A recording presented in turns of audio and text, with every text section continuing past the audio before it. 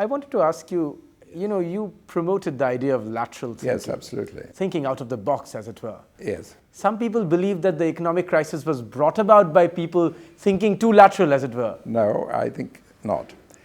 You see, what happens, if you work in an industry, a group, an organization, right, you gradually tune your thinking into the values, idioms, methods, culture of that organization. That's right.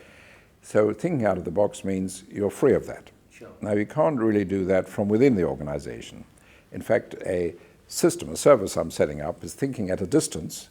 So an organization who couldn't employ a full-time creative thinker can employ me at a distance, and over the air they send me their problems, I send them solutions, possibilities, all for half the price of a junior secretary. It's a very good bargain. And that way you can get some out-of-the-box thinking while you're operating in the box. And the point about lateral thinking is that our existing thinking is not bad.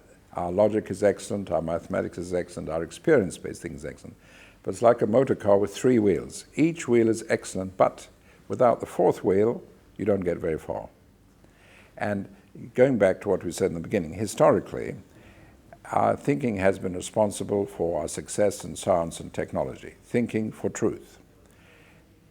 At the same time, our human disasters, wars, persecutions, conflicts, are due to the same thinking. Judgment thinking, not value thinking. And it's a real problem. So therefore you disagree that extreme lateral thinking caused the problem. Therefore, let me ask you, can extreme lateral thinking get us out of the problem? In the future, yes, do you suspect that people will be encouraged or have been encouraged because of the downturn that they've seen to think in some senses out of the box for the solutions that the world needs? Well, I think we've got to have some new thinking to find the solutions, yes, yes. Obviously, there's some creative thinking which has a bad result and some which has a good result. We need to be careful which results we use, yes. But I think we do need some better thinking in most areas, yes. After the economic debacle that we've seen, what kind of new lateral thinking or ideas do you suspect that we require urgently in the immediate future for us to get back to some sort of sustainable ecosystem in business? Well, I think the balance between globalization and individual countries, for example, in economics, as we globalize more and more, then it becomes very difficult to control the local economy.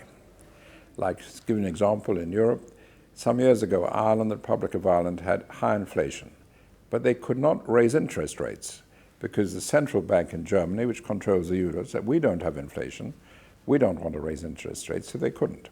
So one of the things which I think will happen inevitably in the future is what I call functional internal currencies, FICs. So within a country, you can have a spending currency. And if you want to stimulate spending, you exchange your normal currency for 2 spending currencies. So you increase spending. And a currency for spending, a currency for investment, a currency for saving. Spending, investment, saving. So you can control the economy much more locally, much more powerfully by varying the exchange rate between the local currencies. And something of the sort, I think, is inevitable as globalization gets bigger. In the future, will CEOs, will managements of top companies, especially companies in the financial sector that have faced the brunt in some senses of the recession, do you think that they will think differently? Because there's so much talk, and Deepak Chopra was on the show and he was talking about how business today is not only for bottom line, business is for ecosystem. Is that the kind of thought you suspect will come in? And if yes, what kind of lateral ideas in businesses working to sustain their ecosystem do you think that this recession has brought about? It's interesting you mentioned Deepak Chopra because he's a fan of mine, actually. Right. And I may be meeting him in about a month's time. Right. So I think there'll be a realization that there needs to be some ground rules, some regulation framework and so on, which allow people to be successful, but not in any direction they like. So that's, I think, is necessary, yes. And exactly how, I don't know, but if internationally there was set up a creative group to have some thinking, I'd be happy to take part in it. Will CEOs be firmly, or should CEOs be firmly concerned purely with bottom line in the future? Well, as you know, at the moment they say they have corporate responsibility and so on. Usually it's a bit of tokenism. It's not very serious. But maybe if there was some way of judging them, or maybe if there was a way in which that could be measured and they'd pay less tax if they showed social responsibility, that might make it work. What kind of restructuring of thought in business will we see in the next decade?